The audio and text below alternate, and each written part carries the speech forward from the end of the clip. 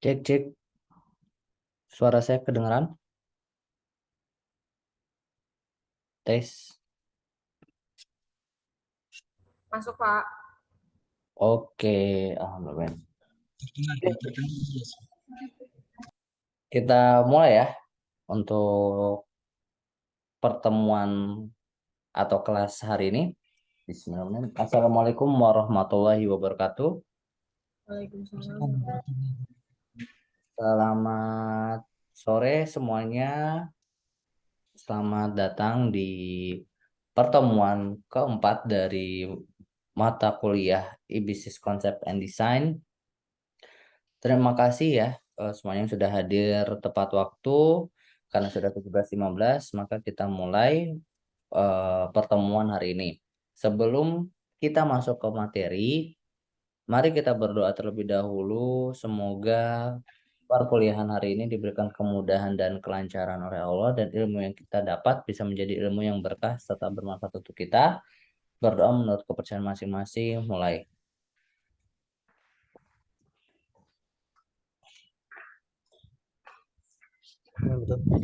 Oke, selesai. Ya, di pertemuan keempat kali ini, bentar deh. Sebelum masuk ke materi juga, saya pengen absen dulu deh. Ini yang hadir ya, Mbak Novita. Hadir, Pak. Oke, Mas Soleh. Hadir Pak, siap. Oke, Mbak Adinda Lutfia. Ada kabar ya. Oke, Mas Ahmad Nulinuha. Ada Ahmad Nulinuha.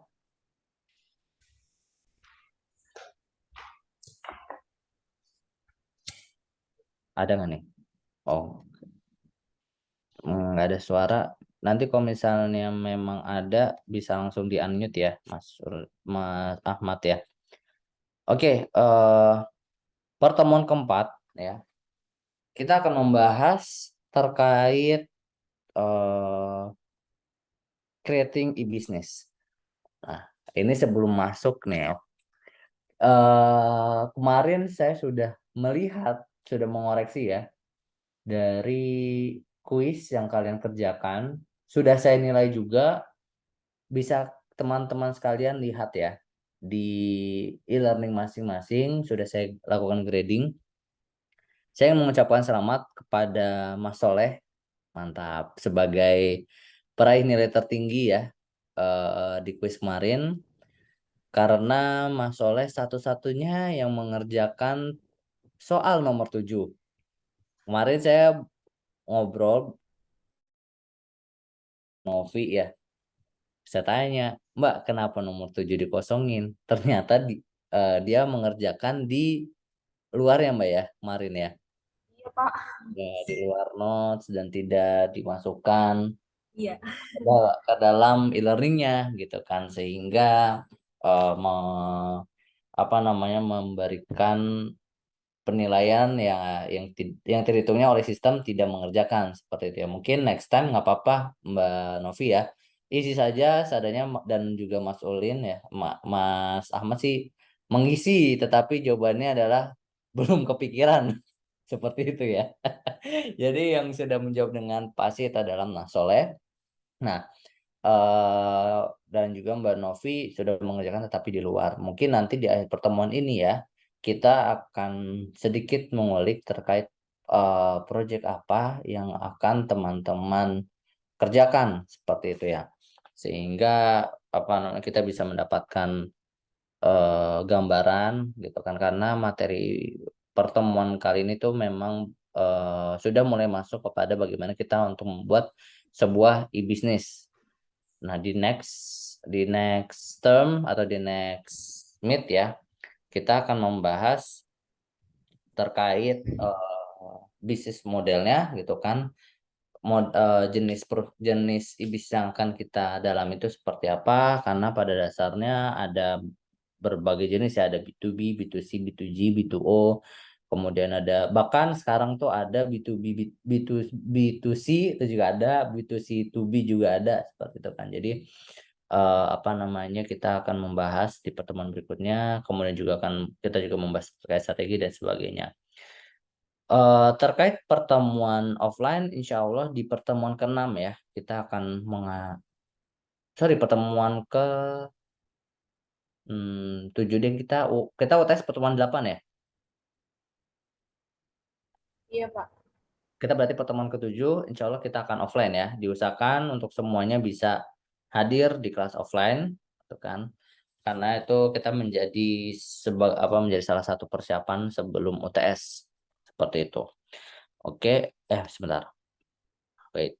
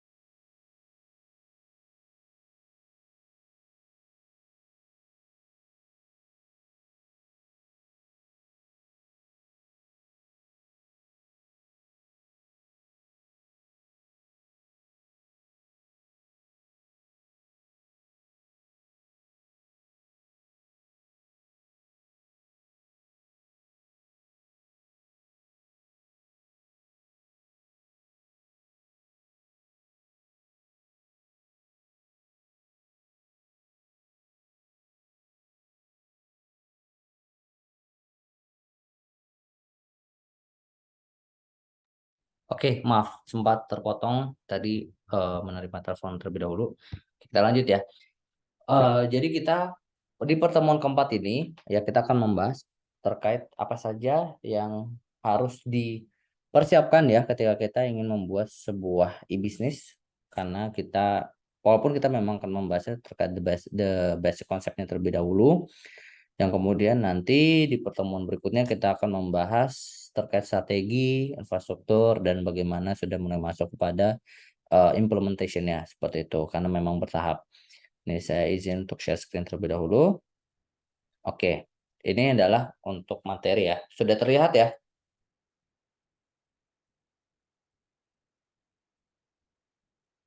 Udah, Pak.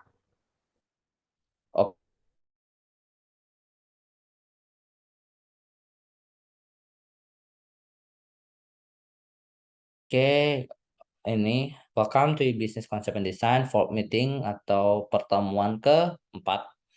Pertemuan 1-2 semuanya sudah saya up ya di e-learning. Yang pertama kali banget ketika kita membahas untuk membuat sebuah e-business ya. Ini kita akan membahas terkait dari vision atau division dulu. Terdapat 4 visi utama ya ketika kita ingin membuat ya sebuah e-business ya yang harus kita munculkan lah ibaratnya gitu. Yang pertama banget adalah adanya keinginan yang kuat. Nih. Wills, the strong will ya. Dan konsisten untuk membangun hubungan langsung dengan konsumen ya. Strong will, konsisten, it's about commitment. Sama sebetulnya konsepnya dengan menciptakan atau membuat bisnis ya. Kita harus memiliki ya yang namanya itu emang strong will atau keinginan yang kuat. Keinginan yang kuat itu apa? Kita jangan dulu ya berfokus kepada yang namanya cuan atau seberapa persen return kita, seberapa besar generate sales yang akan kita buat, ya kan? Tetapi lebih kepada gimana kita bisa menciptakan sebuah produk atau layanan yang memang diinginkan atau dibutuhkan di masyarakat atau atau memiliki konsumen yang banyak. Ketika kita sudah memiliki ya the strong will gitu, keinginan yang kuat gitu kan. Oke, kita fokus. Saya ingin membuat sebuah bisnis atau desain dari bisnis ya yang memang tujuannya adalah apa? Untuk membantu. Ingat di pertemuan awal saya bilang trigger utamanya adalah ketika kita membuat sebuah bisnis itu berawal dari adanya masalah, kepekaan. Kita harus peka terlebih dahulu terkait masalah. Karena apa? Dengan kita peka terkait masalah tersebut ya, maka apa nih? Adanya nih keinginan yang kuat. Kita ada keinginan yang kuat untuk apa? Untuk menyelesaikan masalah tersebut. Jikapun memang masalah tersebut terlalu besar gitu ya, kayak Pak, kita sekarang lagi ada masalah resesi. Saya ingin menyelesaikan. Wah, itu mau masalah negara gitu kan, atau bahkan masalah global gitu kan. Kita kepada masalah-masalah memang yang bagaimana dari resesi tersebut ya, kita bisa mengambil peran untuk menyelamatkannya. Dengan apa? Let's say yang paling banter ya. Ketika kita menghadapi resesi gitu ya, yang paling mungkin bisa bertahan adalah let's say untuk jenis-jenis usaha yang merupakan kebutuhan utama, let's say kayak sembako. Nah, dari itulah kita misalnya ingin membuat bisnis sembako yang kemudian digandengkan, ya kan, didukung dengan teknologi informasi, dengan IT atau INT gitu kan, sehingga bisa menjadi bisnis. Itulah kita apa dari adanya sembako gitu, kita membuat misalnya sembako gitu kan, atau kemarin yang sama ini saya pakai gitu kan, atau kita gunakan di dalam kelas adalah pasar gitu kan. Kita dengan adanya pasar tersebut kita berniat ingin apa? Membantu konsumen. Apa kita lebih ke ranah apa? gimana kita bisa bisa menjadi supply chain yang baik gitu kan. Kita bisa menghubungkan langsung antara misalnya let's say dari para petani gitu kan, dari apa namanya, dari perkebunan dan sebagainya yang bisa langsung kepada masyarakat. Sehingga tidak adalah kayak ibaratnya maklar-maklar yang kemudian bisa hanya membeli dengan harga yang menjatuhkan, seperti itulah. Tapi ya jangan sampai ketika kita membuat e-pasar gitu ya, kita berfokus kepada supply chain, tapi begitu kita dapat pendanaan malah kabur seperti yang sudah ada beberapa startup yang saya tahu, ketika sudah dapat pendanaan sekian M, malah foundernya menggunakan uang tersebut untuk foya-foya gitu kan. Dimasukkan kepada apa? Ke judi online. Ujungnya tidak berkembang. Karena apa? Memiliki keinginan yang lemah gitu kan. Nah, selain keinginan, ketika kita keinginan yang lemah ya, harus didukung dengan apa? Konsisten. Konsisten ini sama halnya dengan komitmen. Bagaimana kita komitmen memasukkan bisnis, memasuki ranah bisnis ini, dan kemudian kita bisa berkembang. Kita bisa mengembangkan gitu kan. Pasti banyak pasang surut, pasti banyak up and down gitu kan. Banyak apa namanya, gunung dan lembahnya ibaratnya gitu kan. Kenapa sih bilang gunung dan lembah atau bahkan jurang sekaligus? Ya karena once kita lagi terpuruk, benar terpuruknya banget. But once we are growing gitu kan, bisa tinggi banget gitu kan. Jadi benar up and down. Nah, ketika kita lagi down jangan sampai kita kehilangan komitmen kita, konsistensi. Oleh karena itu,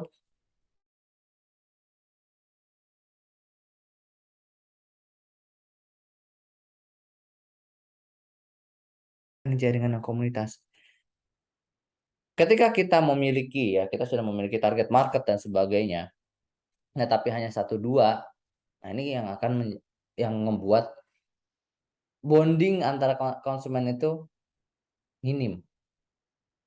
Ya, di bisnis manapun yang saya lihat, ketika komunitas sudah besar, komoditasnya sudah besar, itu akan lebih sustain. Kenapa gitu kan? Ya bahkan sesimpel dari bahasa pemrograman PHP gitu kan. PHP atau misalnya JavaScript gitu. Ya sama saja PHP JavaScript. Itu sudah memiliki strong community. Ketika ada masalah saling membantu. Sudah ada solutionnya, sudah ada jalan keluarnya. Di Stack Overflow banyak banget gitu kan. Bagaimana cara penyelesaiannya dan sebagainya. Beda ketika misalnya kita menggunakan bahasa-bahasa pemrograman baru gitu kan. Dart lah gitu kan, atau Python dan sebagainya. Tuh. Atau mungkin bahkan yang teman-teman ambil ya pemrograman mobile gitu ya, mengambil apa namanya, lagi mempelajari Flutter. Flutter juga itu baru recent days gitu ya, yang memang sudah mulai wide komunitasnya. Ketika saya dulu turun pertama kali ke Flutter, untuk mencari problem solvingnya itu sangat susah. Kita ambil pada brand, let's say BMW. BMW itu memiliki komunitas yang sangat-sangat besar, komunitas yang sangat-sangat besar. Baik komunitas yang resmi maupun yang tidak resmi, non-official. Banyaknya, banyak banget. Nah, tapi dari situlah kemudian apa? Kita sudah bisa namanya merangkul dan sebagainya. Oleh karena itu pentingnya membuat jaringan yang komunitas. Perluasan pasar ya, ini berkaitan sama dengan ini ya. Kita dengan membuat jaringan komunitas, kita tuh bisa apa? Perluasan pasar gitu kan. Memang kemarin saya baru saja melakukan brainstorming dengan salah satu rekan saya yang luar biasa. Dia merupakan salah satu cafe owner ya di daerah Bintaro, dan juga catering ya, catering provider untuk acara-acara pemerintahan. Wah, luar biasa, dia tajirnya udah melintir banget. Dia menjelaskan itu, kita sharing bahwasanya digital marketing is good, tapi marketing konvensional pun juga jangan sampai lupa. Karena apa? Karena dia menggeluti di ranah F&B ya, community ini ternyata sangat-sangat besar dari yang namanya word of mouth ya. Mungkin teman-teman sekalian sudah familiar dengan kata-kata word of mouth gitu kan. Bro, lu udah pernah belum ke cafe ini? Enak loh. Atau misalnya kalian memiliki jasa, pakai aja jasanya Mbak Novi gitu kan. Bagus banget kayak kemarin misalnya di acara apa namanya debat tertutup ya. Ternyata memiliki bakat terpendam sebagai apa namanya pembaca Quran. Itu nanti apa namanya word of mouth gitu kan. Ternyata Mbak Novi bagus loh baca Qurannya. Dipanggil aja ya. Itulah berawal dari situ. Itu masuk kepada digital market. Masuk kepada marketing konvensional. Ya kan, perluasan pasar. Itu kan dengan kita menunjukkan apa yang kita capability kita seperti itu. Dari marketing konvensional walaupun word of mouth pun bisa kita jadikan namanya e-worm. Ya, teman saya juga waktu itu melakukan penelitian terkait elektronik word of mouth gitu kan. Di mana word of mouth yang dilakukan ini bukan dilakukan secara langsung or directly to a person tapi melalui media sosial ya, either itu sebuah postingan atau sebuah live ya, sekarang lagi banyak banget terkait live streaming. Tetapi pada dasarnya nih tujuannya adalah kita bisa melakukan namanya perluasan pasar, dan yang terakhir adalah masuk era persaingan global. When we are talking about the building the e-business ya, ada beberapa komponen atau beberapa bagian yang harus kita pelajari. Yang pertama adalah dari pembangunan arsitektur e-business. Ya. Ketika kita melakukan pembangunan arsitektur e-business ya, terdapat 6 poin yang harus dilakukan atau yang harus didefinisikan dengan proper. Yang pertama adalah pendefinisian visi dan tujuan dari organisasi. Ya, ini kenapa harus jelas? Berdasarkan pengalaman saya juga, berapa e-bisnis yang pernah saya lakukan, itu kolaps ketika visi dan tujuannya itu sudah berbeda. Gitu kan. Jadi memang benar pendefinisian itu penting, gitu kan. Tetapi kita harus bisa mempertahankan visi dan tujuan tersebut sampai akhir dari organisasi tersebut. Akhir apa? Ya ketika sudah berjalan gitu kan. Sampai benar-benar titik akhir gitu kan. Ya, harapannya tidak ada titik akhir ya, karena kalau titik akhir berarti bangkrut gitu kan. Nah, ketika dari awal saja pendefinisian visi dan tujuan itu sudah tidak jelas, ya kan. Ketika kita ternyata memang akan sangat sulit ketika kita melakukan membangun sebuah bisnis tapi hanya hanya satu orang saja gitu kan. Itu akan sangat sulit. Maka biasanya dibutuhkan ya partner. Di situlah kita harus duduk ya, duduk bareng gitu kan, nongkrong bareng terus menjelaskan dan merumuskan visi dan tujuan dari organisasi seperti apa. Kalaupun kita sebagai misalnya founder sudah memiliki visi dan tujuan, kita harus bisa mendefinisikan itu dengan jelas, dengan clear, jangan sampai ada ambigu, jangan sampai ada gray area kepada partner kita atau seseorang yang ingin kita ajak. Kemudian saja ada pendefinisian arsitektur informasi yang dibutuhkan. Seperti dari supplier lah gitu kan. Kemudian bagaimana ini akan dipasarkan dan sebagainya. Intinya adalah kita harus bisa mendefinisikan arsitektur informasi. Sama halnya dengan arsitektur informasi ya. Ini adalah berhubungan dengan arsitektur data. Ya. Dari arsitektur data juga kita membutuhkan ya yang namanya untuk yang kemudian data-data apa saja yang akan kita olah, ya kan? Kita harus definisikan dengan baik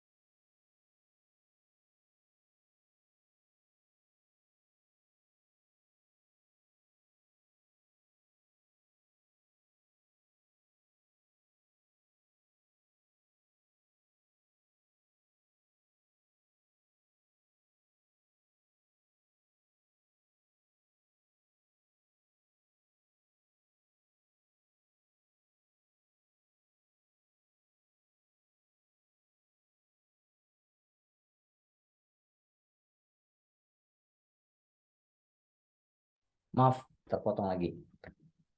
Oke, saya lanjut ya.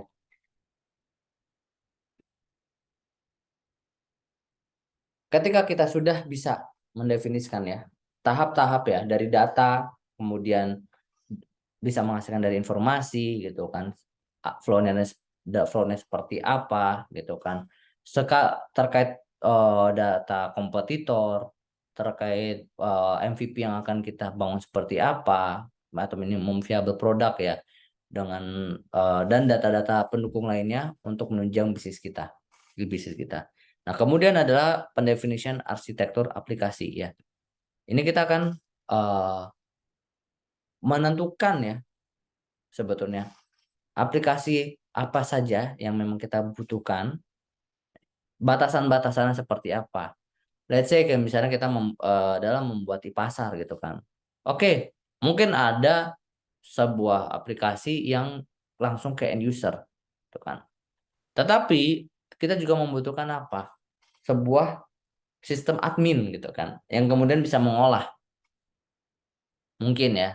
Jika memang itu sifatnya centralized. Kalau misalnya memang sifatnya decentralized gitu kan, eh seperti apa namanya kayak Tokopedia, Shopee dan sebagainya, kayak gitu ya, yang kemudian penjual bisa langsung menjual, seller bisa langsung menjual directly gitu kan tanpa harus ditambahkan, itu bisa saja gitu kan, ibaratnya berisi seperti marketplace gitu kan, tapi ini di pasar lah ibaratnya gitu. Nah, itu berarti apa? Apakah dibutuhkan sistem admin atau tidak gitu kan. Nah, itu kan balik lagi kepada bisnis model yang akan kita gunakan. Itulah di pendefinisian arsitektur aplikasi itu harus dijelaskan gitu kan, apa saja yang memang dibutuhkan. Kemudian pendefinisian arsitektur teknikal. Nah, ini keberlanjutan dari aplikasi gitu kan. Kita tadi membutuhkan e-pasarnya.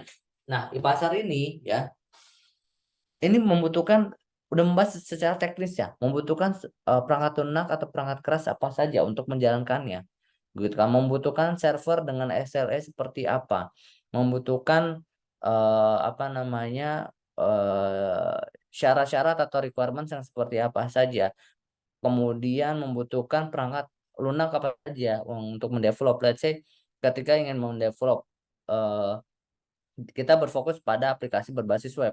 Oke, berarti kita bisa melakukan penentuan penggunaan bahasa pemrograman terlebih dahulu. Akhirnya ditentukan, oke saya mau menggunakan gabungan gitu kan, menggunakan Python, JavaScript dan PHP gitu kan. Itu boleh saja gitu kan.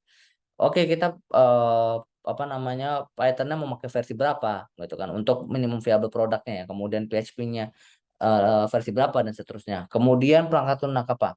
Ideanya kita ingin menggunakan apa? Mau pakai Sublime Text, mau pakai VS Code, atau mau pakai Xcode dan sebagainya. Kemudian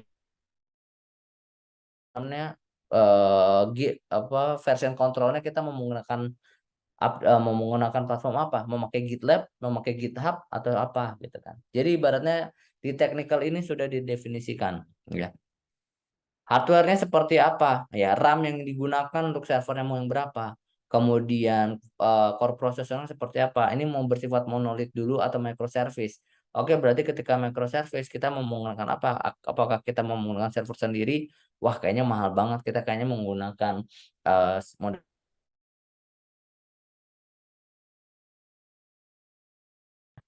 gitu kan. Kita menggunakan mereka. Kemudian penentuannya gitu kan. Oke, kita pakai EC2 gitu kan, atau misalnya App Engine yang apa gitu kan. Instansinya mau seperti apa itu ditentukan sebagai arsitektur teknikal. Selanjutnya ada pendefinisian arsitektur organisasi, ini terkait dari sumber daya manusianya. Seperti itu. Nah, setelah udah ada pembangunan arsitektur, kemudian ada pemilihan ya dari opsi pengembangan. Tadi sudah ditentukan aplikasi apa saja yang dibutuhkan, kemudian teknikalnya apa saja gitu ya. Nah, disinilah kemudian ada beberapa opsi ya yang bisa kita lakukan. Yang pertama adalah membeli perangkat lunak pendukung e-bisnis. Jadi kita membeli dari application service provider atau ASP lah ya gitu kan. Misalnya kita membutuhkan apa namanya atau sudah ada gitu. Kita ingin membuat coffee shop yang berbasis e-bisnis gitu. Kita ingin menggunakan kasir online gitu. Nah, kemudian membeli perangkat lunak pendukungnya. Kayaknya kita udah ada nih, let's say kayak Muda gitu kan, Muda for Company. Oke, yaudah kalau gitu kita beli aja deh gitu kan, dari Muda for Company gitu kan, kita beli untuk license lifetime-nya. Nah mungkin selain dari itu ada apa untuk manajemen kepegawaiannya juga gitu kan, itu juga sama.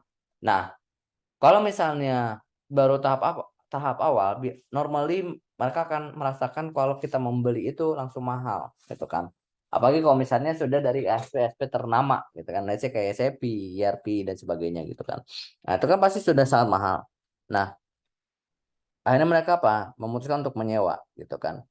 Menyewa pun juga bukan yang mungkin dari yang SP sudah ada gitu kan, yang lebih terjangkau, yang lokalan lah ibaratnya.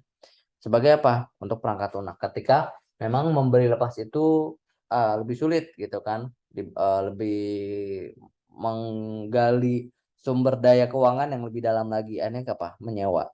Atau mungkin saking customize-nya, bisnis modelnya, bisnis prosesnya dan perusahaan tersebut gitu kan, untuk distribusinya dan sebagainya, tidak ada ASP yang bisa memprovide hal tersebut. Akhirnya memutuskan apa? Untuk membangun sendiri perangkat lunak. Walaupun ya, misalnya kita membangun sendiri perangkat lunak, ini agak tricky.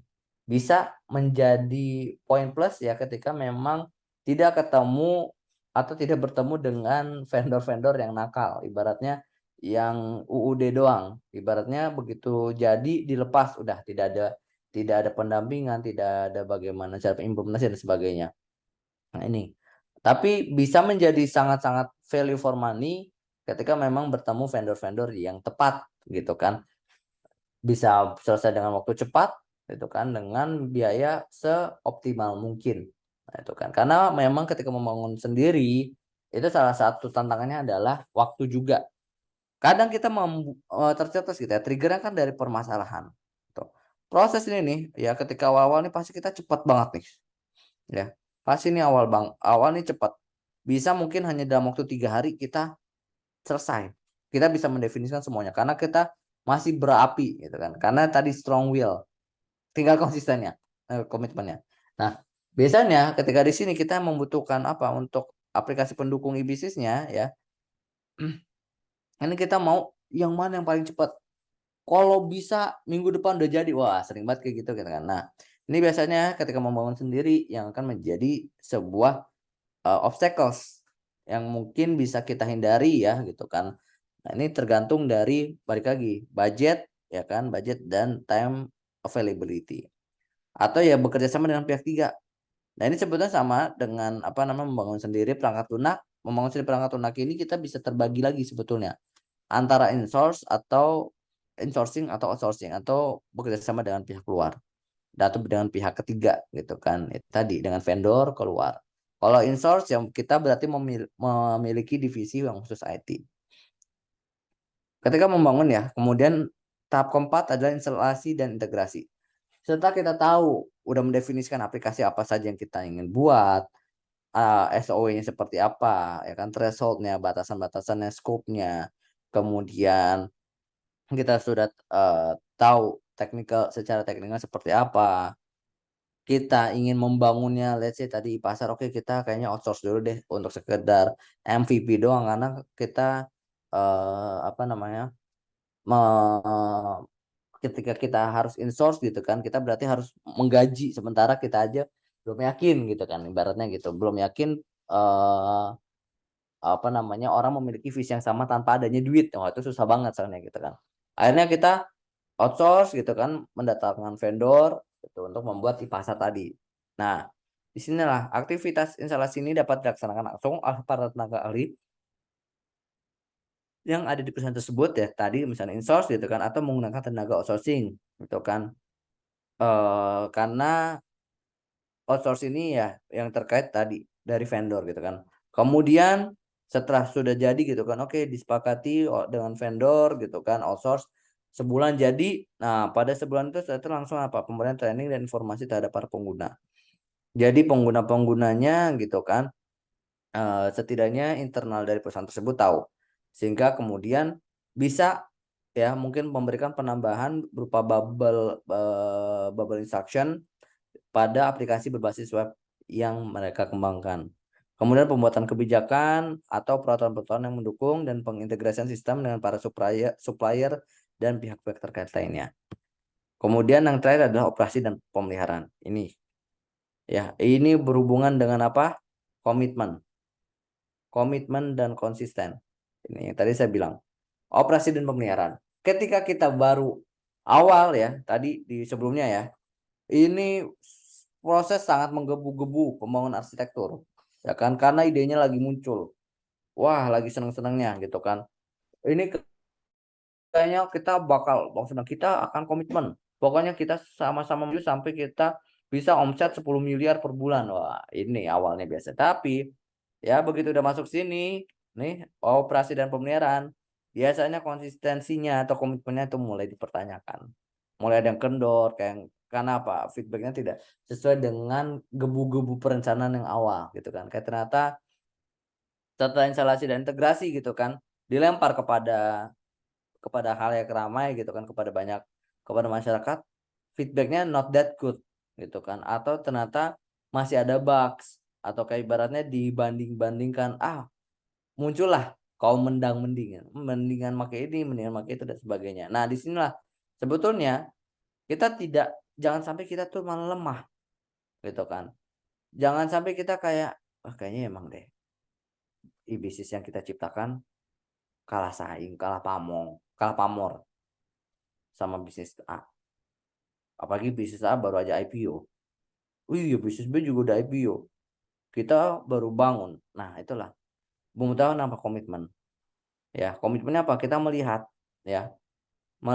dari feedback feedback user, feedback customer gitu kan. Yang kemudian apa? Menjadi operasi dan pemeliharaan. Nah, inilah aktivitas pemeliharaan dapat dilanjutkan ke tahap pengembangan selanjutnya. Untuk apa? Menjadi atau menghasilkan aplikasi versi yang lebih baik lagi. Untuk penyempurnaan aplikasi yang tadi diimplementasikan sesuai dengan maksud dan tujuan aplikasi tersebut dibangun.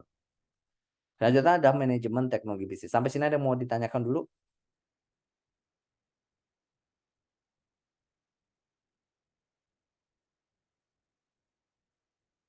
Oke, kalau gitu kita next dulu ya. Manajemen teknologi bisnis. Manajemen teknologi bisnis kita akan melihat dari dua perspektif. Yang pertama ada perspektif teknis. Ya, ini ketika kita membicarakan terkait manajemen teknologi bisnis ya, ketika ada namanya saja ya, perspektif teknis.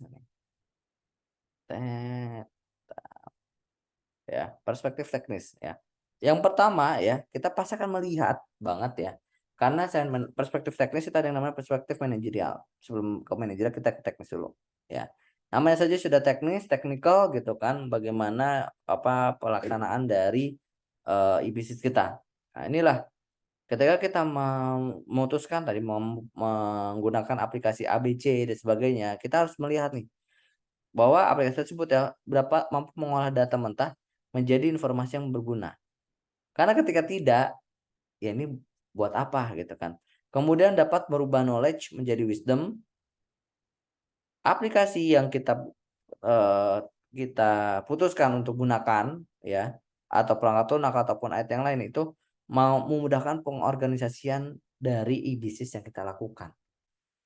Memudahkan ini ya, jangan sampai salah gitu kan, karena saya masih menemukan ada yang miss gitu kan. Memudahkan itu ibaratnya bukan hanya sekedar dari step yang dimudahkan ya, step proses pengerjaannya, tetapi memudahkan secara keseluruhan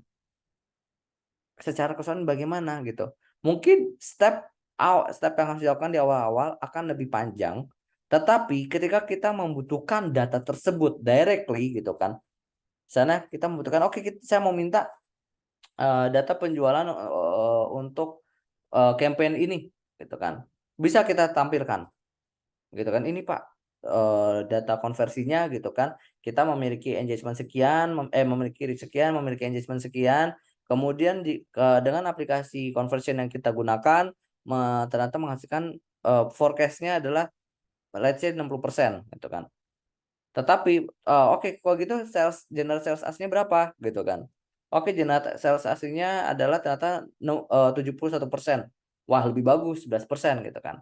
Nah, itu kan pasti untuk mendapatkan data tersebut ya.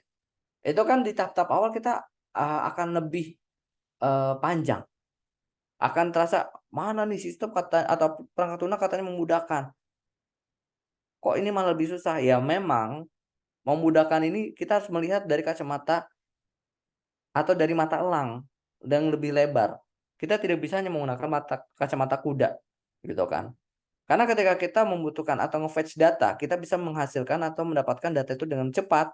Bahkan kita bisa langsung menghasilkan data analytics yang baik, chartnya, grafiknya dan sebagainya. Ini termasuk yang akan dibahas ya di webinar ITTS hari Sabtu ya, terkait data science. Ini luar biasa gitu kan. Ini mahasiswa kalau diwajibkan science akan diisi oleh Bu Tuti ya. Nah, itulah. Jadi memudahkan pengorganisasian dan memberikan kemudahan pelaku e-bisnis dalam pelaksanaan operasional bisnisnya. Jadi bukan hanya sekedar tahap awal ya, tetapi memang secara keseluruhan as a whole. Nah, kalau dari perspektif manajerial ya, manajemen teknologi bisnis ini pasti akan apa? Dengan kita menggunakan teknologi-teknologi tersebut itu harus memenuhi tiga komponen ini. Meminimalkan risiko, ya kan, mengurangi biaya dan membuat realita baru atau membuat habit baru lah istilahnya. Mengurangi biaya. Wah, Pak, kalau misalnya kita ngomongin IT investment atau investasi TI, mana ada sih Pak yang mengurangi biaya? Yang ada kita malah makin boncos sih, betul. Awal memang begitu, gitu kan. Tetapi ya, aftermath-nya itu yang luar biasa. Kita bisa pemangkasan, bisa pemotongan dan sebagainya. Semua yang awal misalnya manual gitu kan, kita bisa dengan cepat, dan ketika dikonversikan waktu aksesnya gitu kan untuk mendapatkan sebuah data, itu pasti memiliki nilai. Itu ternyata kemudian bisa return dalam waktu yang dekat. Membuat realita baru itu adalah dengan membuat apa? Dengan membuat yang namanya habit gitu kan. Kayak ibaratnya dengan munculnya sekarang ojek online, toko online dan sebagainya, itu sudah merubah habit kita. Nah, lalu bagaimana sih tahapannya untuk membuat sebuah bisnis? Dimulai dari perencanaan, ya kan? Memahami permasalahan yang muncul dan mendefinisikan secara rinci. Sekali lagi saya tekankan, memahami permasalahan yang muncul. Kenapa? E-bisnis, maupun bisnis konvensional, yang baik itu adalah karena berawal atau dari munculnya sebuah masalah yang ada. Kemudian kita melakukan riset dan kemudian kita eksekusi. Ya. Dari permasalahan tersebut, oke, kita sudah ada nih di pikiran. Permasalahannya apa sih? Oke, permasalahannya adalah pengaksesan pasar yang tidak semua orang suka dengan layoutnya, let's say gitu kan. Dengan adanya e-pasar gitu, yang kemudian mungkin memanfaatkan nanti kemudian dengan metaverse dan sebagainya, and so on gitu kan, yang bisa terhubung dengan pasar asli di kehidupan nyata gitu kan. Itu bisa gitu kan, memahami permasalahan yang muncul, dan kita harus bisa nih, nggak cuma sekedar di otak kita, tetapi kita bisa menuangkan, kita harus bisa mendefinisikan apa yang ingin kita buat ya, dan itu harus secara rinci. Kemudian merumuskan kasus-kasus bisnis yang ingin diselesaikan ya, karena berawal dari permasalahan yang muncul gitu kan. Apa saja sih sebetulnya yang ingin kita selesaikan gitu kan. Oke, kita ingin agar orang-orang bisa mengakses pasar tadi gitu kan. Mengakses pasar dari manapun gitu kan. Bisa memiliki ekosistem yang memang tawar-menawar. Oke, ada beberapa marketplace yang sudah bisa menawar gitu kan. Tetapi pada dasarnya itu menawar yang dilakukan hanya dikit-dikit. Sementara misalnya kayak di pasar dari harga let's say 25.000 bisa kita tawar 10.000. Kita bisa memainkan peran kayak ya udah saya beli di toko sebelah aja dan sebagainya. Ya kemudian bisa memberikan mental pressure kepada seller ibaratnya gitu. Mungkin itu hal-hal yang kita ingin bawa pada e-pasar gitu kan. Kemudian mengestimasikan total investasi yang akan disediakan, kayak ya gampangnya modal lah ya gitu kan. Modalnya apa? Modal pengembangan, modal A, B, C dan sebagainya, modal kemudian operasionalnya, kemudian modal dan lainnya gitu kan. Ibaratnya modal tuh harus diperhitungkan gitu kan secara dari misalnya kita mau develop sendiri gitu kan. Itu pun kita juga harus menghitung gitu. Kita membutuhkan waktu sekitar 2 bulan dalam developing gitu kan. Nilai kita berapa? Gitu kan. Nilai kita untuk membuat sebuah aplikasi itu berapa yang kemudian kita tuangkan. Sehingga apa? Ketika kita berikutnya akan melakukan pitching dengan calon-calon investor, kita sudah ada nilai. Kita sudah ada, oh iya ini apa namanya untuk membuat produk ini kita membutuhkan sekian sekian miliar, sekian ratus juta dan seterusnya. Kemudian rencana aksi yang konkret. Setelah perencanaan masuk pada analisis ya tadi. Dari mulai kelayakan teknis, kemudian economic return ya. Kapan secara ekonomis kita akan BP atau break even point gitu kan. Kemudian non economic return ya ini terkait tadi apa namanya pembuatan habit gitu kan. Kapan kita akan mulai merasakannya gitu kan dari kemudian awareness masyarakat dan sebagainya yang ini kita harus melakukan analisis gitu kan kayak oke, target gitu kan dari 3 bulan awal gitu kan mungkin yang tahu produk kita masih hanya 1%. Dalam waktu 2 bulan kita target yang sudah tahu produk kita adalah let's say 2%, naik 1%. Kemudian hukum dan etika, operasional, kemudian kelayakan organisasi, kemudian kemungkinan permodalan ya. Ini terkait dari apa tadi mengestimasikan total investasi ya kan kira-kira kita ingin mencoba untuk memasukkan kepada apa namanya venture capital atau visi yang mana gitu kan. Kemudian tingkat kompetisi produk atau layanan gitu kan. Kayak kompetitornya ada yang direct kompetitor, ada yang indirect kompetitor. Kita harus melihat juga gitu kan. Yang paling mudah adalah ketika membuat analisis ada dengan menggunakan analisis SWOT. Itu enak banget. Karena kita bisa melihat secara apa namanya membuat 360 analisis gitu kan. Kita melihat semuanya. Produk yang kita mau buat ini apakah sebuah produk atau layanan yang termasuk pada blue ocean kah atau masuk kepada red ocean kah gitu kan. Nah, itu ketika kita masuk misalnya membuat platform edukasi informal. Wah, itu kan sekarang dulu mungkin memang blue ocean. Tapi sekarang sudah mulai masuk pada ranah red ocean. Seperti itu. Nah, kita harus bisa melihat apa nih, apa namanya, apa yang ada saat ini gitu kan platform online apa yang kemudian bisa kita kita kembangkan, yang kita sempurnakan lagi. Itu juga bisa menggunakan konsep ATM, amati tiru modifikasi. Kemudian lingkungan operasionalnya dan kemudian sistem harga. Setelah melakukan analisis yaitu perancangan, ya kan?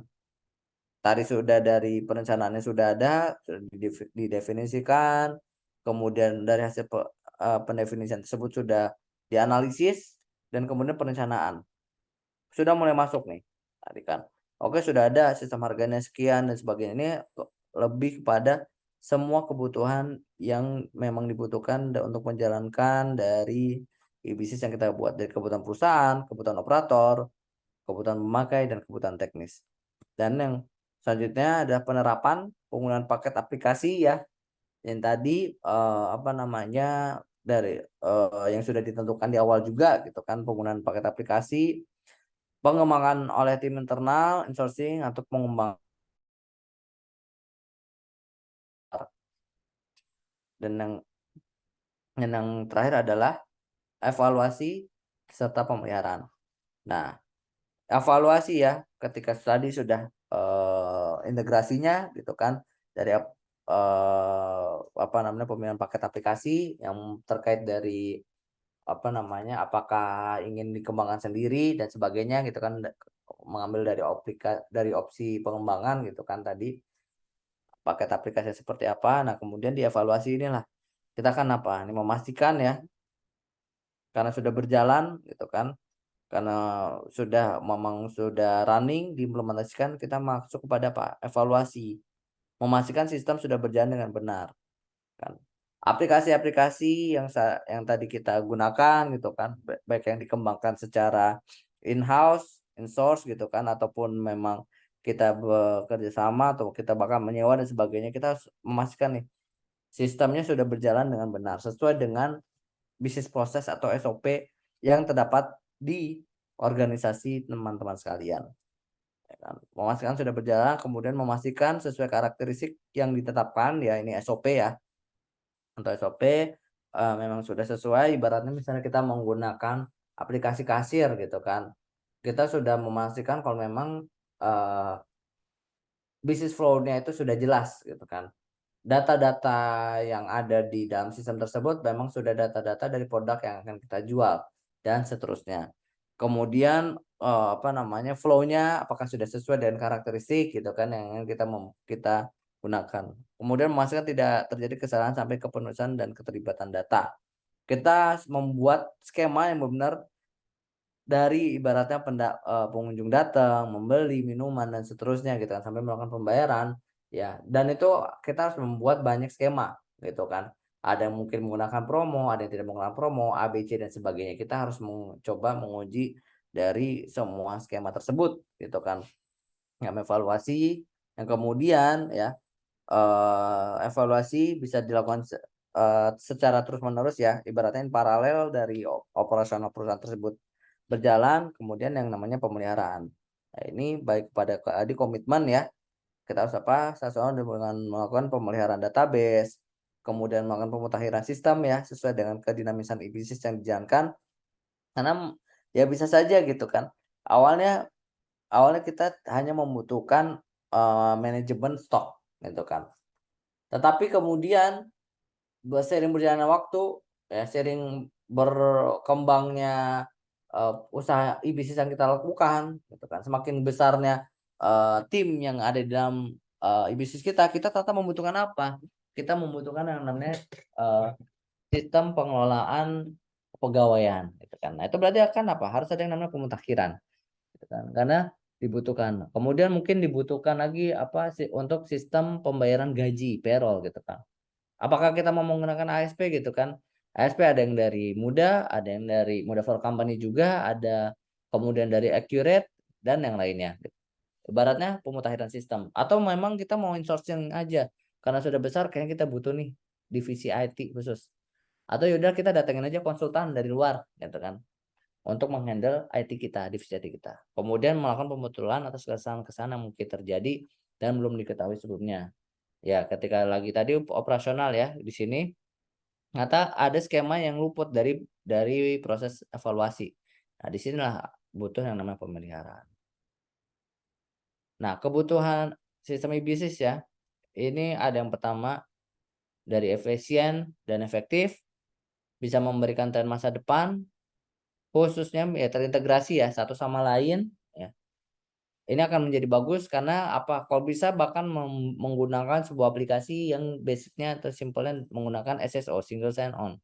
Bukan berarti sistem kepegawaian harus login sendiri, kemudian sistem kasir login sendiri, kemudian mungkin nanti ada sistem penggajian login sendiri, kemudian nanti ada sistem promo itu login sendiri enggak, tetapi bagaimana semua sistem itu bisa saling terintegrasi gitu ya.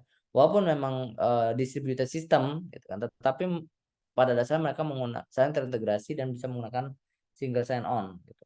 Sudah ada yang namanya API gitu kan, menggunakan REST API, kenapa harus saling terpisah ibarat gitu kan. Kemudian yang bisa memberikan keamanan data paling baik, paling proper, dan yang terakhir adalah yang bisa interaktif dengan customer.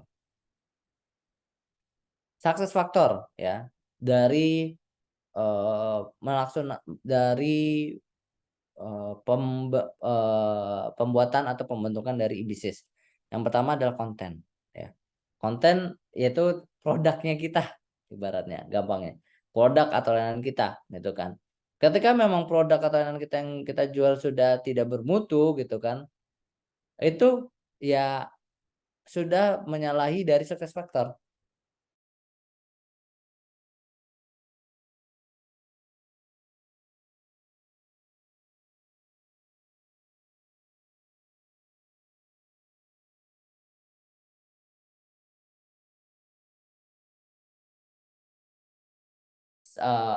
Marketingnya itu bisa bagus. Itu bisa aja kejual. Kalau teman-teman mungkin semua main TikTok ya, yang sekarang lagi lumayan viral itu kan si Maiden gitu kan. Maiden itu bahkan kemarin sempat diundang juga di podcastnya Raditya Dika gitu kan. Dia bisa menjual sebuah headset kematian kalau nggak salah namanya. Padahal itu rusak gitu kan. Tetapi malah karena dia bisa membuat sebuah realita baru gitu kan. Orang malah berbondong-bondong beli kemudian mengupdate di IG story dan nge-tag si Maiden tersebut. Wah, sudah datang nih headset kematian. Akhirnya datang. Loh yuk gimana? Kok produk atau layanan gitu kan, untuk produk rusak tersebut, produk itu sudah rusak tetapi bisa laku kejual. Oh nggak salah bahkan laku sekitar ada 50 sampai 100 produk tersebut. Wah itu udah mati. Waktu saya nonton, oh ini ternyata memang ada yang namanya penyampaian yang menarik gitu kan. Bagaimana bisa kita menjual produk yang sebetulnya produk produk kurang gitu atau produk rusak gitu. Bahkan si Medan pun mengakui kalau itu ada produk rusak. Kemudian convenience ya. Nah inilah terkait dari convenience and interaction. Ya terkait dari konten ya. Convenience adalah kenyamanan. Ya tadi ketika kita berhasil menjual produk yang sebetulnya not that good, ya kan? Mungkin kita bisa memberikan kenyamanan gitu kan. Kenyamanan apa? Mungkin dengan kita misalnya nge-tag akunnya dia, kemudian di-repost, ya kan? Ada sebuah apalagi gitu kan di kalangan misalnya ABG gitu kan 15 tahun, 17 tahun ada anak-anak SMA gitu kan. Ada rasa bangga, wah gue di repost nih sama Medan dipamerin, oh kok bisa, apalagi kalau sampai di follow back dan sebagainya, ada apa namanya confidence, kenyamanan. Nah itu bisa berangkat juga dari yang namanya interaction, ya kan, interaksi ketika tadi live gitu kan, bagaimana kita bisa memasarkan, bagaimana kita memiliki product knowledge. Kita udah tahu nih memang produk kita kurang, tapi kita masih tetap melihat ada selling point, ada sesuatu hal yang bisa kita turn point kan, turn around kan gitu kan, menjadi sebuah selling point. Nah itu lah dari interaction, dari memberikan convenience ya kan, interaction yang bagus ya kan, menghasilkan apa, community ya kan, community yang bisa saling kuat tadi gitu kan, adanya muncul apa namanya komunitas dari sebuah brand tertentu gitu kan, dari influencer tertentu, dari A B C dan sebagainya gitu. Ini dari hasil apa, dari hasil pemberian convenience. Tapi ada juga gitu kan yang viral juga terkait dari founder sebuah apa namanya produk kecantikan gitu kan. Wah, brandingnya ABC dan sebagainya, tapi ternyata kebongkar busuk-busuknya gitu kan. Sudah tercipta community gitu kan, branding bagus tapi ternyata dirusak gitu kan. Ternyata tidak sesuai. Nah, ini juga berbahaya untuk community. Kemudian dari community baru yang namanya price competition, ya kan. Price competition ya. Ini tidak selamanya gitu kan. Tidak selamanya rendah-rendahan, ya kan, tidak selamanya itu yang lebih murah yang lebih baik. Kenapa? Karena kadang, bukan kadang, saya sering menemukan juga gitu ya, ketika kita menjual murah ya, itu orang malah apa, malah meragukan dari ini kontennya. Ketika kita menjual murah gitu kan, yang sebetulnya kita sudah balik modal tetapi kita menjual murah, harga pasaran let's say adalah 150.000, kita menjual bahkan setengahnya 70.000. Itu orang pasti akan mempertanyakan, ini bahannya apa nih, ini kontennya apa nih gitu kan, kualitasnya bagaimana nih gitu kan, malah ujungnya nggak laku. Tetapi ketika kita ya bisa price competition, malah tiba-tiba kita menjual 155.000 tapi kemudian kita memainkan psikologi, mencoret menjadi 130.000, wah ini nih kontennya lebih bagus, berarti ini isinya lebih bagus, produknya lebih berkualitas, tetapi memang karena dia produk baru ada potongan 130.000. Modal 30.000, let's say, atau modal 50.000, kita jual 70.000, kita sudah untung 20.000. Tapi orang malah meragukan. Begitu kita jual 130.000, kita sudah untung 100%, almost 200%. Itu yang menarik ya dari price competition. Jadi kita harus bisa membaca, gitu kan. Produk kita ini seperti apa. Kalau kita memang target marketnya adalah middle high, kita harus bisa membaca. Jangan sampai kita malah memberikan sebuah harga yang rendah gitu kan, karena nanti malah kan dipandang sebelah mata. Ah, ini mah produknya berarti ecek-ecek nih, jelek seperti itu. Atau lainnya jelek seperti itu. The next success factor yaitu nih branding, ya. Branding terkait interaction, ya tadi bagaimana kita membuat logo, filosofi dan sebagainya, kita membrandingkan apa namanya produk kita seperti apa, gitu kan.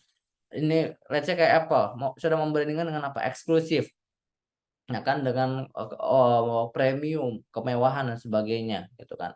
Kemudian Xiaomi, misalnya membrandingkan diri dengan sebuah smartphone dengan value for money paling bagus. Kenapa? Karena dengan harga sekian, gitu kan, sudah mendapatkan fitur A, B, C dan sebagainya, gitu kan.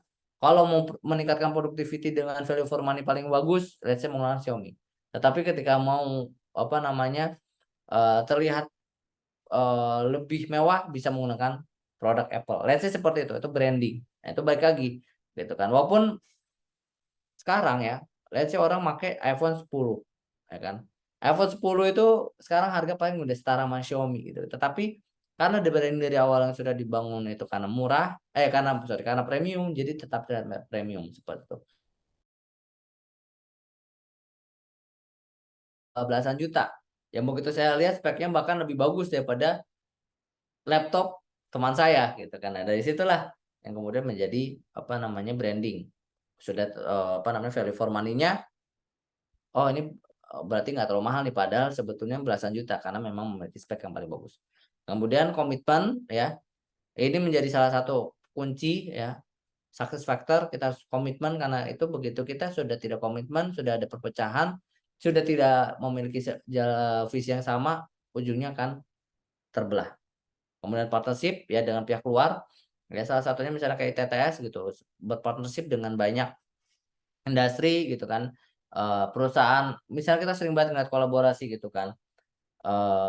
Misalnya Dior X apa, gitu kan. Atau misalnya kemarin itu Samsung X misalnya Blackpink, gitu-gitu deh. Ibaratnya ada yang saling berkolaborasi, gitu kan. Atau kemarin itu Asus X Lamborghini, gitu kan.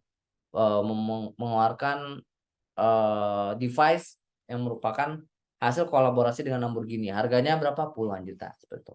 Kemudian growing, gitu kan. Bagaimana kita bisa numbuh, bisa memperbaiki dari kekurangan-kekurangan dari produk maupun layanan kita, dan kemudian integrating, ya, yang awalnya mungkin masih terpisah, ya, begitu kita sudah mulai growing, ya, dari sini, ya, kita harus sudah mulai bisa saling terintegrasi sehingga memberikan ekosistem atau environment yang lebih baik lagi, seperti itu.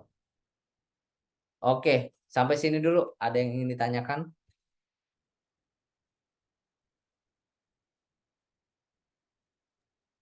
Tidak Pak, cukup Pak. Oke. Mbak Dinda izin dia sakit. Siapa? Adinda Lutfia Barkis. Oh, oke. Iya, sakitnya baru ngabarin. Oke, siap. Izin berarti ya. Ya betul Pak. Dua dia nggak datang, saya yang nilai kuisnya. Oke, terima kasih Mas Soleh. Dari Mbak Novita atau Mas Ulin mau bertanya?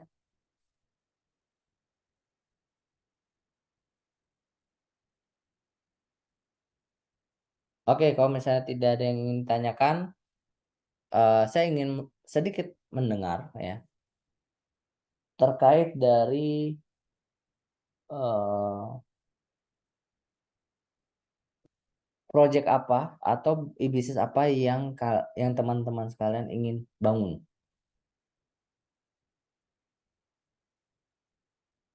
Mungkin dari Mas Soleh dulu boleh. Dari saya seperti yang kemarin saya sudah jelaskan ya. Ya sebenarnya saya ingin menciptakan mengadakan sebuah proyek seperti di bidang developer ataupun furniture, konstruksi bangunan-bangunan gitu. Pemasaran ya kita melalui bermacam-macam media, bisa media digital marketing ataupun media animasi yang metaverse lah. yang bisa kita tunjukkan ke customer kita yang kita tuju, Pak. Seperti itu, Pak. Oke, luar biasa. Berarti em, penjualan properti gitu ya, Mas Soleh ya? Iya betul Pak, penjualan properti. Karena kan kedepannya semua masyarakat ataupun orang pasti yang namanya butuh tempat tinggal.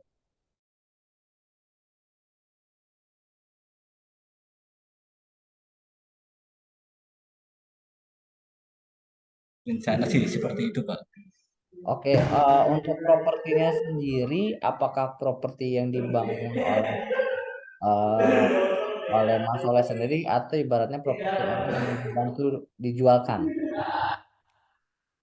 Ya karena belum ada ini sih saya bisa jadi bekerja sama dengan kontraktor lain ataupun developer lain bisa ataupun saya bisa menjual sendiri gitu Pak dengan membangun eh, properti sendiri. Oh, oke. Berarti lebih ke arah external agency untuk selling their property gitu ya, masalah ya? Betul, Pak. Oke. Kemudian kan sebetulnya kalau masalah bisnis seperti itu udah ada yang terkenal ya, sih kayak kayak apa Century 21, kemudian ada White White House ya kalau nggak salah. Itu apa yang membedakan atau menjadi ciri khas dari masalah yang membedakan dengan mereka itu semua? Ya, mungkin saya akan menciptakan sebuah satu ya rumah kan memang rata-rata sekarang minimalis, tapi kita akan mengasih semacam orang yang pertama kali untuk membeli apa namanya furniture apa tadi Pak saya lupa dah tuh. Properti? Ya properti gitu. 10 orang yang pertama membeli properti di tempat kita ya mungkin ada sedikit hadiah untuk mereka ini seperti motor ataupun peralatan elektronik lainnya. Rencana sih seperti itu untuk memasarkan, memperkenalkan properti yang akan saya tawarkan ke konsumen. Tadi Mas Al kan sempat menyinggung terkait metaverse ya, Mas Al ya. Kenapa tidak yang menjadi pembeda adalah bagaimana eh, calon customer itu memiliki user experience yang berbeda. Ibaratnya Ya, mereka jadi itu tidak harus ya, tidak harus datang on-site gitu kan untuk melihat properti iya yang betul Pak, ya, maksudnya itu kan menjadi betul plus Pak, point gitu kan. iya iya iya betul Pak. Ya, Tapi ya, gimana? Mas Soleh lanjut. ya betul seperti yang Bapak bilang. Jadi customer tidak harus datang ke lokasi, kita udah punya animasinya untuk kita kirim gambar 3 dimensinya untuk kita kirimkan ke customer. Jadi mereka tidak perlu repot-repot datang, minta kita kasih linknya untuk mereka dan mereka tinggal mengklik dan melihatnya serta menjalankannya sendiri pun bisa, Pak. Rencana sih seperti itu, Pak. Oke, berarti lebih kayak kayak game gitu ya Mas Soleh ya. Ibaratnya dia masuk Bis kemudian menjadi apa namanya penggeraknya. ya first personnya gitu ya. Iya, betul, Pak. Oke, POV. Oke, luar biasa. Itu apa namanya cukup ini ya, cukup memberikan pembeda gitu karena tadi terkait competition gitu ya. Bagaimana kita bisa memberikan atau offer menawarkan sesuatu hal yang berbeda. Oke, nice, Mas Soleh. Berarti sifatnya B2C ya, Mas Soleh. Enggak ada yang ada B2B dan B2C ya sebetulnya ya. Ya, sebetulnya kalau lebih ke arah B2C sih, Pak. B2C. Karena kan tapi tetap ada kerjasama dengan developer ya kan? Iya, betul, Pak. Developer Bisa, itu. Nah, iya, berarti kan B2B B2B2C sebetulnya ya. betul, Pak. Ya, Ya, oke, oke, nice Mas Soleh. Oke, next berarti dari Mbak. Oke, terima kasih ya Mas Soleh ya. sama-sama, Pak. Oke, next Mbak Novi. Kalau dari Mbak Novi kira-kira apa yang ingin dibangun? Kalau buat akhir project, kemarin sih saya mikirnya ini Pak, buat bisnis online afiliasi gitu ya. Tapi kalau untuk akhir project nanti mah kayaknya enggak deh. Kayak kurang ya Pak ya kalau kayak buat bisnis online afiliasi gitu. Afiliasi bagaimana tuh? Ya untuk produknya MLM. Untuk produknya sih saya belum tahu. Jadi kita apa namanya, jual jasa atau produk orang gitu Pak. Oke. Ya. Tapi atau Ibarat, enggak kayak kalau akhir project saya masih ambang-ambang ya Pak. Pengennya bikin apa ya? Platform buat education gitu tentang buat pemrograman gitu Pak. Misalnya kayak buat ya jadi di situ nggak hanya teori doang tapi based on practice juga. Tapi kayaknya susah sih. Tapi nggak tahu Pak. Saya masih ambang-ambang. berarti platform kayak let's say di coding gitu-gitu ya. Iya, tapi itu kayaknya terlalu gede ya Pak. Terlalu Kenapa? susah. Iya, kayaknya itu terlalu susah ya Pak. Ya nggak, lebih susah punya Mas Soleh lah. Sampai punya animasi ya Mas Soleh ya. Iya betul Pak. Itu masih masih savable lah. Kalau itu Mas Soleh mungkin baru jadi tahun depan ya Mas Soleh ya. Kayak gitu mah. Mudah-mudahan insya Allah. Itu kok. Pagi kalau misalnya kecuali kalau investor kenceng gitu kan. Itu dia Kalau bagaimana caranya. Ya itu dia Pak, bagaimana caranya kita bisa menarik investor Pak. nah, itu kita nanti akan membahas terkait dari bisnis plan ya. Itu kan kita harus melihat. Nanti kalau perlu kita mengadakan mungkin satu pertemuan ya. Saya akan mengundang teman saya ya, teman dekat saya, salah satu mentor saya. Dia baru saja dapat close investment untuk startupnya sebesar 40 miliar. Luar biasa bukan? Dia tiba-tiba jadi crazy rich, emang kurang ajar dia. Luar biasa kurang ajar Bapak. Banget. Itu nanti saya coba melobi ya, melobi beliau. Nanti insya Allah di kuliah offline ya, saya akan mengajak beliau untuk khusus, wes lah ngomong lah gitu lah ya. Nanti kita bisa atur insya Allah apa namanya khusus di nanti mungkin begitu udah masuk pada ranah marketing seperti itu. Oke, berarti balik lagi Mbak Novi, kemungkinan besar lebih kepada yang mana? Afiliasi. Afiliasi itu juga bukan afiliasi ya. Tadi platform kayak untuk apa namanya? Kumpulan project-project gitu ya, Mbak Novi ya. Iya, betul Pak. Itu sebetulnya juga udah ada yang kayak gitu ya, misalnya kayak freelancer gitu kan, Upwork, kemudian Getcraft ya. Pernah dengar gak platform-platform yang saya sebutkan tadi? Yang mana Pak? Yang tadi ada Upwork, freelancer, Getcraft. Udah pernah dengar belum? Kalau Getcraft saya udah dengar, pernah dengar. Iya, berarti yang sejenis kayak gitu ya. Iya. Nah, kemudian apa yang membedakan?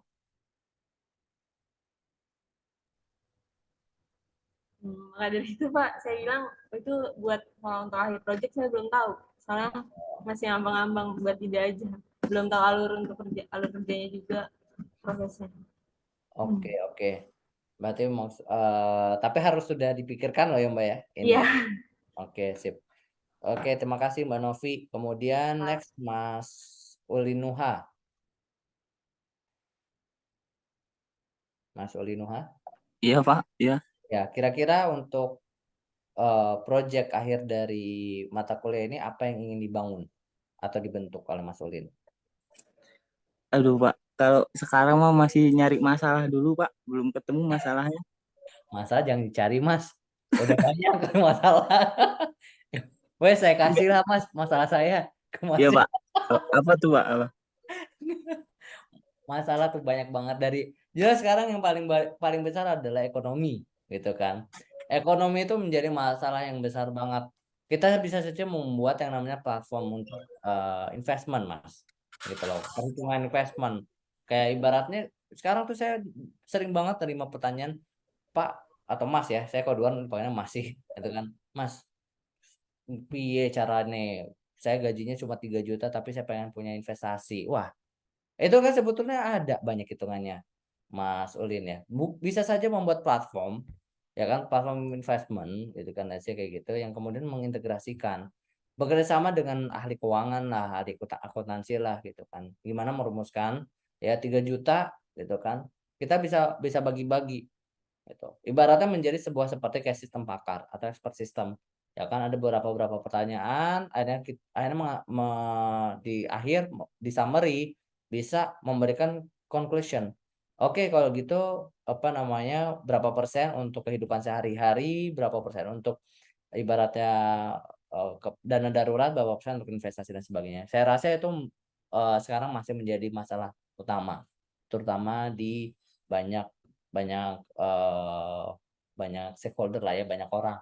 Itu bisa one off-nya yang lagi banyak banget bermunculan gitu kan. Atau misalnya bisa aja dari masalah kependidikan gitu kan. Itu bisa juga dilihat tuh kan, bagaimana kita bisa ya tadi mungkin kayak tadi punya Mbak Novi gitu kan, memberikan platform yang lebih baik. Nah, tetapi itu menjadi sebuah question juga gitu kan. Apa yang membuat ini menjadi lebih baik gitu kan? Kita bisa melakukan partnership dengan apa? Yang bisa pelatihan kita tuh bisa masuk ke dalam apa? Sebagai SKPI, surat keterangan pendamping ijazah. Saya rasa ketika itu sudah bisa masuk ke dalam SKPI itu menjadi sebuah poin plus. Atau bahkan dari e-bisnis yang kita lakukan itu bisa bekerja sama langsung dengan perusahaan-perusahaan ternama, di mana orang yang sudah lulus pada sertifikasi tersebut itu sudah sama saja mengikuti ujian tertulis untuk tes masuk di perusahaan A, yang kemudian hanya tinggal masa interview user dan sebagainya. Ibaratnya untuk masuk kompetensi tidak usah dipertanyakan, atau ibaratnya itu menjadi sebuah talent acquisition. Itu bisa hal-hal yang seperti itu yang kemudian masih banyak banyak menjadi permasalahan yang kemudian kita bisa memanfaatkannya seperti itu, Mas Ulin. Udah ada mulai gambaran belum nih, Mas Ulin? Kayaknya dikit-dikit ada sih, Pak. Oke, ibaratnya ngeliat aja gitu, bahkan dari sesimpel kantin ya Mas ya, itu kita bisa kok ngejadi sebuah bisnis. Kayaknya kantin bisa deh, gitu kan. Misalnya kantin awalnya kita harus datang dan sebagainya, kita membuat sebuah sistem terintegrasi yang terintegrasi langsung pada si akad, masuk ke kantin kita bisa bisa mesen. Nggak usah tuh kita datang ke kantin, Bu, baksonya satu, enggak, kita udah bisa langsung pilih bakso. Bahkan kita dari kosan pun bisa memesan. Sayangnya ITTS lagi tahap pembangunan ya untuk kantinnya gitu kan. Jadi mungkin belum bisa terimplementasi dengan baik. Tapi itu ya termasuk ya, karena kenapa saya bilang kayak gini, ini saya melihat modal kayak gini waktu saya ke Korea gitu kan. Itu salah satu universitas di sana sudah mengintegrasikan seperti itu dan saya wow, is fully integrated ya. Gokil. Dan itu kemudian bisa kita coba implement dengan apa? ATM, amati tiru modifikasi seperti itu. Jadi mulai ya Mas Olin ya di ini. Siap, Pak. Siap. Oke, izin adakah solusi untuk menghilangkan rasa takut untuk memulai bisnis? Solusinya adalah nyobain gagal sih Mbak Novi. karena karena ketika udah Berarti rasa takut tuh udah dialamin juga ya Pak sama orang-orang yang pasti pemula bisnis. saya pun juga Mbak Novi. Itu saya dulu ya memang berani aja. Saya dulu tuh kalau misalnya di ini ya ditarik ke belakang, saya tuh dari SD pun semua juga udah jualan kartu Yu-Gi-Oh dulu tuh saya tuh. Jadi dulu tuh kan kartu-kartu Yu-Gi-Oh itu kan ada yang kayak rare gitu-gitu kan. Nah itu saya jual-jualin gitu loh. Nah ya ada satu ketakutan gitu kan. Aduh ini nanti pas gua pasarin gitu ya. Dulu waktu awal memulai pasarin nanti bilang kartu aja lu cuanin dan sebagainya ada gitu kan. Tetapi dulu mentor terdekat saya itu kakak saya lah ya gitu kan bilang udahlah jualin aja tuh misalnya juga nggak kejual kan kamu punya kartu bagus, ya udah ini aku beraniin jualin, ternyata laku gitu kan 20.000 lumayan gitu. Jadi kayak tapi ada juga gitu kan eh ya momen ketika kita gagal, tetapi ya ketika kita gagal ada dua pilihan, kita berhenti stop ya gitu kan, atau memang ya udah kita lanjut lagi gitu loh, kita kayak mencari evaluasi gitu kan, apa nih, oh ternyata sekarang demandnya udah kurang nih ternyata gitu kan. Waktu itu ketika Yu-Gi-Oh sudah mulai menurun, saya ganti lagi jualannya. Saya jualannya apa? Gundam dulu. Jadi saya sempat jualan Gundam juga. Pokoknya apapun yang bisa dicuanin saya cuanin lah dulu gitu kan. Ya ke bawah juga sampai sekarang. Gitu kan. Asal jangan jual diri ibaratnya gitu kan. Gitu. Jadi yang penting adalah kita kita beranin aja gitu kan. Masalah gagal itu jadiin pembelajaran gitu. Jadi kita harus punya mindset tadi saya bilang apa? Ya udah cobain aja gagal dulu. Karena apa? Disitulah kita bisa melihat gitu kan. Kita Ketika gagal, kita emang punya mentalnya atau enggak. Di situ kita bisa baru menemukan solusinya seperti apa. Ketika kita nggak memulai, kita nggak merasakan gagal, kita nggak bisa menemukan solusi apapun. Gitu loh. Jadi kita harus apa? Harus gagal dulu. Sampai sekarang pun saya juga masih gagal gitu loh. Jadi masih banyak banget kegagalan juga gitu kan. Produk saya aslinya banyak banget, tetapi yang memang kemudian repetitive order dan sebagainya paling hanya hitungan jari lah gitu kan. Tetapi memang itu menjadi sumber seperti itu, Mbak Novi. Kalau ada yang bilang gini sih Mbak, ketika orang lain tidur, ya kan, kita jangan sampai ikutan tidur. Kita harus apa? Kita harus bangun. Kita harus mulai. Ketika kita cuma bermimpi saja, ada orang lain yang lagi bangun, ya, yang lagi memplankan untuk mewujudkan mimpi tersebut. Yang memimpikan, ya, let's say, itu punya pendapatan 100 juta per bulan, nggak cuma Mbak Novi. Mas Oleh pun juga sama, gitu kan. Mas Olin pun juga sama. Saya pun juga sama, ibarat gitu kan. Tetapi siapa yang bisa mengesif? Ya orang yang gerak, yang bukan cuma mimpi doang. Mimpi gratis, gitu kan. Tetapi kita harus bisa apa? Mewujudkannya. Jadi jangan sampai kita hanya apa? Bermimpi saja. Jangan sampai kita terus merasa kayak aduh ini kayaknya kurang bagus. Akhirnya nggak pede lagi. Akhirnya kita coba lagi apa namanya sempurnain lagi. Nggak usah. Kita lempar aja dulu produk kita. Kita lempar dulu aja layanan kita. Gitu. Bahkan sampai saat ini ya, saya masih turun secara langsung ngejualin produk-produk saya. Gitu. Bahkan ada sampai kayak tim sales saya ya itu kurang encouragement gitu kan, itu sampai akhirnya saya yang turun langsung dan itu terjadi sering banget gitu kan. Let's say ke company A gitu kan, saya nggak mau saya nggak mau close gitu kan sama sama masnya, panggillah Mas Isan ke sini kalau mau jual produknya langsung datang. Ya udah saya datang langsung gitu loh. Jadi kayak ya udah apa namanya intinya kita harus apa harus nggak nurunin gengsi ibaratnya. Gengsi nggak bisa bayarin listrik kita gitu Mbak Novi di situ. Ada mungkin yang pengen ditanyakan lagi? Dari saya cukup Pak, terima kasih. Oke. Yang lain ada yang ingin bertanya lagi?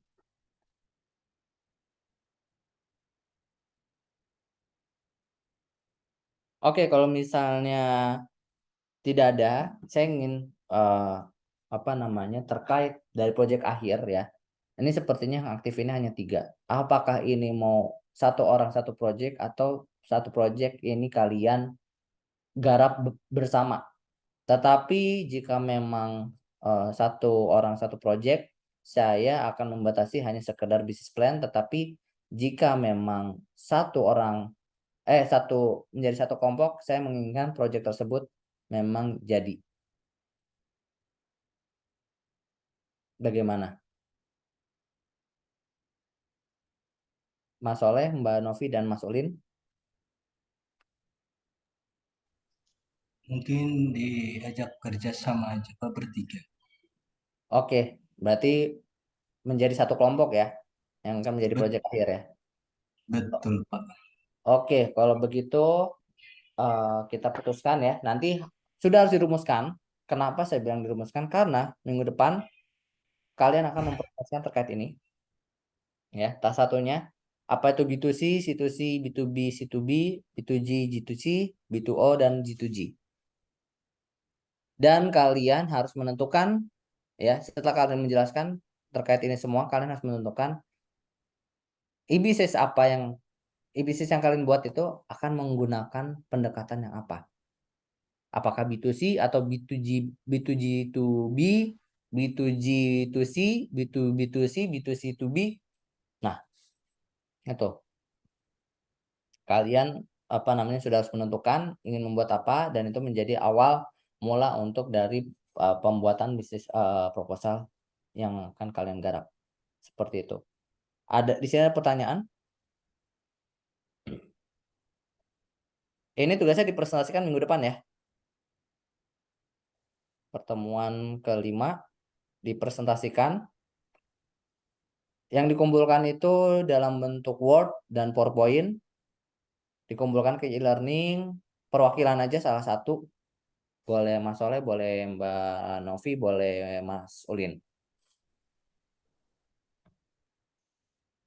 Berarti kita presentasi bertiga, Pak. Betul, betul. Menjelaskan terkait ini. Ya kalau ada Mbak Dinda berarti sama Mbak Dinda ya. Ini nanti dikabarkan. Ya, Terkait baik, ini, Pak. jadi penjelasan poin ini 1, 2, 3, 4 dan kemudian setelah penjelasan ini kalian menjelaskan e-bisnis yang kalian buat itu menggunakan pendekatan apa? Hah? Beli makan bukan? Ya, Oke, gimana sih? seperti itu ya. Sudah jelas semuanya ya. Maaf, Pak, maaf, Pak. Ada yang mau ngajak beli makan, Pak, maaf. Ya nggak apa-apa. Saya nitip ya. Mas. Ya, kalau saya lagi di kampus, Pak. Tahu sendiri kan, Iya, kantinnya jauh. iya emang jauh. Semoga segera ada ya kantin di TTS. Siap, siap. Siap, Pak, Amin. siap. Oke, ini berarti jelas ya semua ya. Jelas, Pak. Jelas, Pak. Oke, sip. Kalau gitu kita tutup ya pertemuan hari ini dengan membaca hamdalah. Alhamdulillah. Amin. Terima kasih banyak atas perhatiannya. Semoga ilmu yang didapat menjadi ilmu yang bermanfaat dan barokah. Saya safe and sehat semuanya. Saya tutup pertemuan hari ini. Selamat malam. Wassalamualaikum warahmatullahi wabarakatuh. Waalaikumsalam. Waalaikumsalam warahmatullahi wabarakatuh.